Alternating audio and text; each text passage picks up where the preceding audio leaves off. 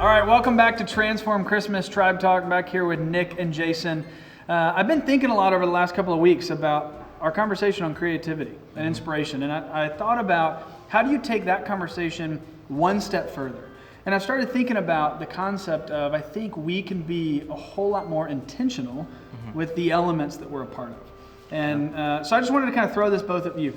I mean, Jason, you are in an environment where you're dealing with services and every week having to put something together. What do you think, like, one thing you and your team have been striving to be more intentional about lately? Yeah.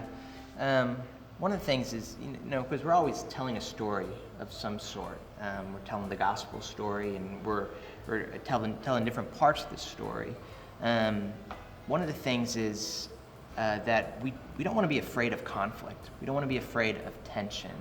That's usually the thing that when something gets cut, or you want to rush through it, that's the thing people miss. But really, that's what is the great setup for the solution. That's what gives people kind of a sense of longing for it. You think about your favorite movies that you see, even something like a kid's movie like Toy Story 3, where like at the end they're all about to get burned. Like it's crazy how much tension gets built up in even a kid's movie, so that the hero can not only face a problem but really come to the end of themselves and then find the solution that you were kind of longing for all that time. I even think about like the song Amazing Grace, how the people who really understand the first line are the people who understand the second line. Yeah. And how important that kind of conflict is in playing towards the realization of satisfaction and happiness and holiness in our lives. So being able to live in tension means being okay with some awkward moments potentially, if they're strategic. Yeah, you don't want to write those out. Like those are important. Give people time to wrestle with some questions. That's really cool.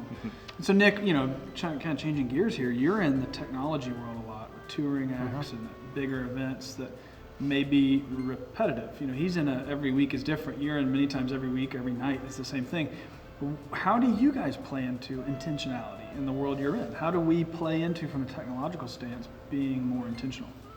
Yeah, I think the kind of summary in my mind is really with technology, just because you have something at your grasp doesn't mean you should always use it. And even if you go to these large concerts and you see, everything from a Broadway show to a concert, they don't use everything all the time. They don't use all the lights all the time. They don't use all the props all the time. This idea of a gimmick like this. Right, exactly. It may be used for just a couple of seconds, right? Right, there's tours that I've been on where there's entire carts of props that are brought for just, half of a song or something like that. Which in my mind, it all speaks intentionality. Is you use all these things as tools. All these things are pieces to the puzzle. And one piece by itself might not seem like something, but in the grand scheme, when you step away from it, that is what puts the whole picture together, per se. Yeah. And so, for me, an example is that we just did an event a couple weeks ago and had basically 8 projectors. Wow. 20,000 lumen projectors, large projectors. And over doing TripleWide media, of course. Of course.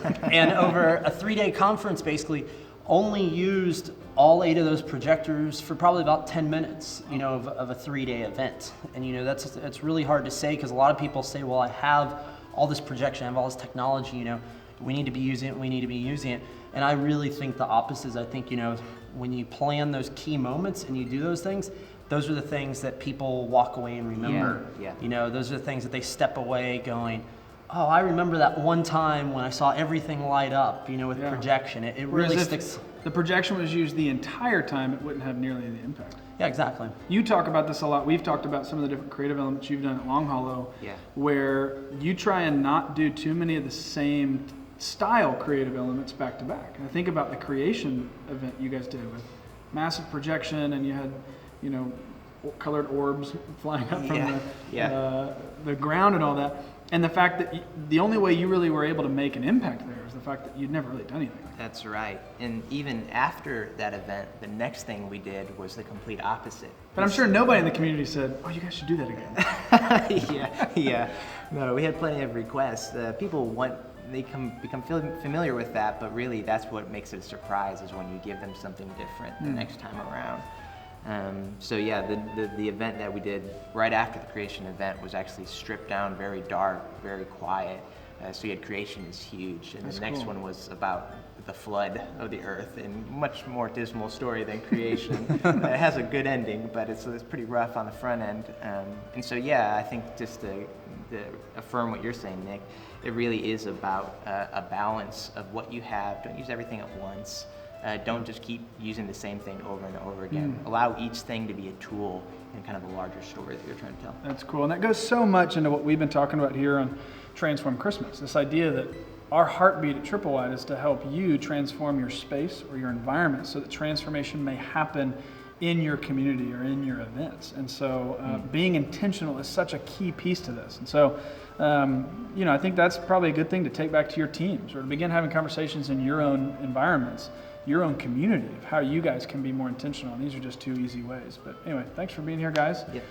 To follow you, go to jasondyba.com. That's right. And go to nicholasrivero.com. We'll be back next week for one more. This past week, we had a fantastic post from Luke Irvine at Hillsong Church. Go make sure you read that if you haven't already. And make sure you're tracking along with hashtag TWMXmas14. We'll see you next week.